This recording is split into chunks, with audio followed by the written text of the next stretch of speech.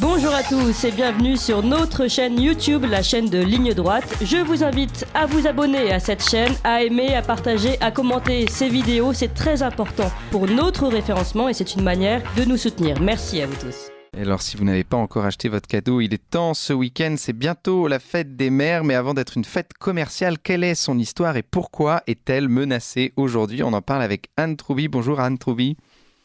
Bonjour. Alors, vous êtes cofondatrice du mouvement Antigone et auteure du livre Le néo-féminisme à l'assaut d'Internet aux éditions de la Nouvelle Librairie. Alors, est-ce que vous pouvez nous rappeler quel est le mouvement Antigone ? Tout à fait. Alors, Antigone est un mouvement de femmes qui est né en 2013 et notre objectif, c'est de réfléchir et puis de diffuser des contenus sur tous les sujets relatifs aux femmes. Donc, autant des sujets d'actualité que de la réflexion sur la différence entre les sexes, la complémentarité homme-femme. Parce qu'effectivement, nous nous basons sur la conviction qu'il existe des différences entre hommes et femmes, que hommes et femmes sont complémentaires, que c'est une richesse, voilà. Et on se base aussi sur tout l'héritage de la philosophie classique. Donc nous, on considère que tout n'est pas que, il n'y a pas que du fait social, il y a aussi la nature et des lois qui nous dépassent, qu'il nous faudrait respecter un petit peu plus. Et vous êtes particulièrement intéressé aussi sur le sujet de la maternité. Alors pourquoi la maternité vous intéresse particulièrement ? Tout simplement parce que on a tendance à l'oublier, parce que justement le féminisme a eu tendance à minimiser cette question-là dans la vie des femmes. Mais la maternité, elle est fondatrice de l'expérience féminine, pas parce que tout le monde, pas parce que toutes les femmes sont destinées à être mères, mais parce que la potentialité d'être mère, en fait, crée une expérience commune. C'est-à-dire que toutes les femmes vont se situer, vont grandir déjà par rapport à cette possibilité, en se situant par rapport à cette possibilité d'être mère. Est-ce que j'en ai envie? Est-ce que j'en ai pas envie? Voilà, quels sont les modèles dans mon entourage? Et puis, chaque femme va se situer par rapport à cette potentialité. C'est tout l'enjeu, d'ailleurs, de combats féministes comme celui en faveur de la démocratisation de la pilule de l'avortement. C'est que cette expérience de la maternité est, qu'on la vive, qu'on la refuse ou qu'on ne puisse y accéder pour X raisons, fondatrice de l'expérience féminine. Et donc, est-ce que vous pouvez nous rappeler quelle est l'origine de la fête des mères ? Alors, la légende urbaine veut que la fête des mères soit née sous le régime de Pétain. Alors, on en trouve des traces bien avant, dès le 19e siècle, en fait, il y a des petites occurrences par-ci par-là. Et entre deux guerres, en fait, dès 1920, il existe une fête des familles nombreuses. Et en 1926, je crois, il y a une journée des mères qui est instituée. Ceci étant, effectivement, la fête prend son essor sous le maréchal Pétain. Et elle est conservée par la suite. En 1950, il y a une loi qui officialise la fête des mères pour le dernier dimanche de mai. Et de toute façon, cette question de la fête des mères, en fait, on a une vision assez récente de ça parce que aujourd'hui, elle prend la forme d'une fête parce qu'aujourd'hui, on est à l'ère des journées internationales de ceci, cela. Mais toutes les civilisations de par le monde ont trouvé par X moyens des moyens d'exalter les mères, de les célébrer, de leur apporter une reconnaissance. Voilà, il va y avoir dans l'Europe ancienne des divinités dédiées à la maternité, des fêtes spécifiques. Donc ce n'est pas une nouveauté, loin s'en faut. Voilà, et c'est ça qui est intéressant, c'est de comprendre aussi que chaque civilisation a trouvé des moyens de célébrer les mères. Nous, c'est la fête des mères, ça aurait pu être autre chose. Et pourquoi c'est important de célébrer les mamans ? Pourquoi il y a une journée spéciale pour elles ? Comme je l'ai dit déjà, la maternité, c'est quand même une expérience constitutive de la féminité. Et pour toutes les femmes qui choisissent d'être mères, on a la fâcheuse tendance à l'heure actuelle de considérer ça seulement comme un choix personnel, comme un choix de vie, comme un autre, alors qu'il y a une importance sociale et politique à ce rôle-là énorme, puisque en choisissant d'être père et mère, ceux qui choisissent dans chaque génération de l'être permettent le renouvellement des générations, ce qui est quand même essentiel dans le maintien et la pérennité d'une communauté, d'une société.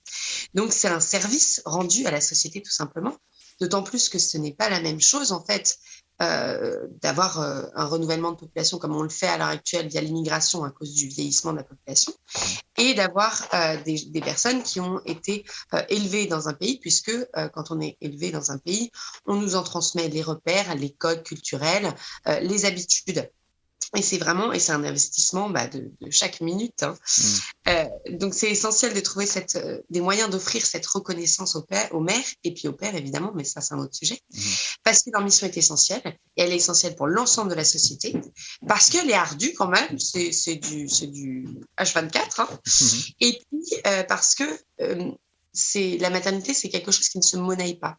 Donc, on a besoin de trouver d'autres moyens d'offrir une reconnaissance aux femmes.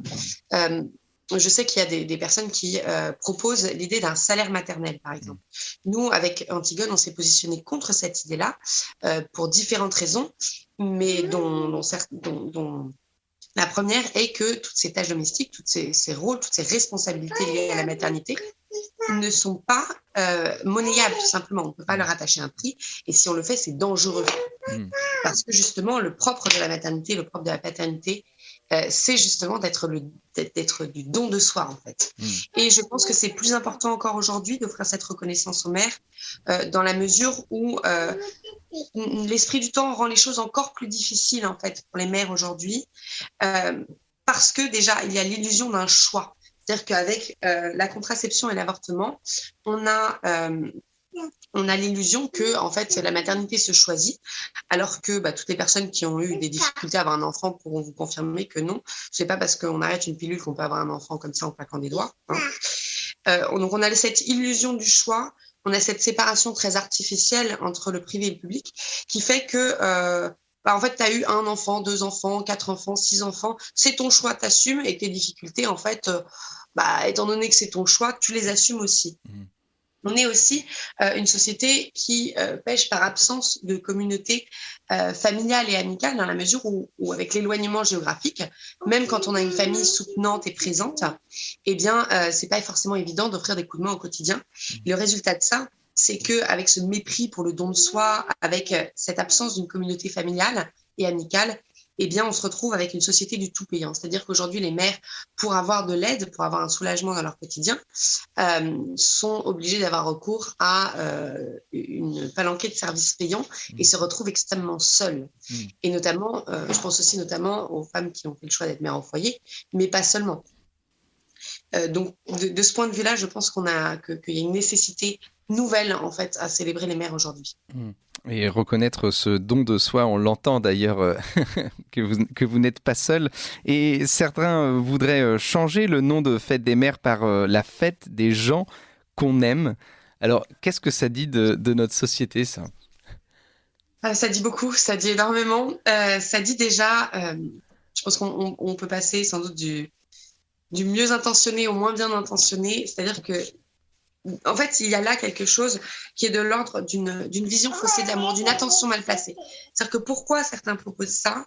Parce qu'ils ont une pensée pour la petite fille dans la cour d'école qui n'a pas de papa parce qu'elle est orpheline, pour celui qui a 2 papas et pas de maman. Il n'y a pas de maman, voilà, on se comprend.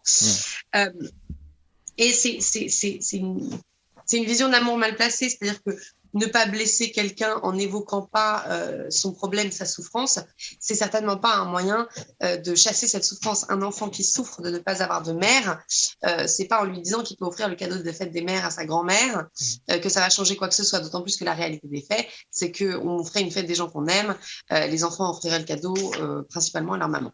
Voilà.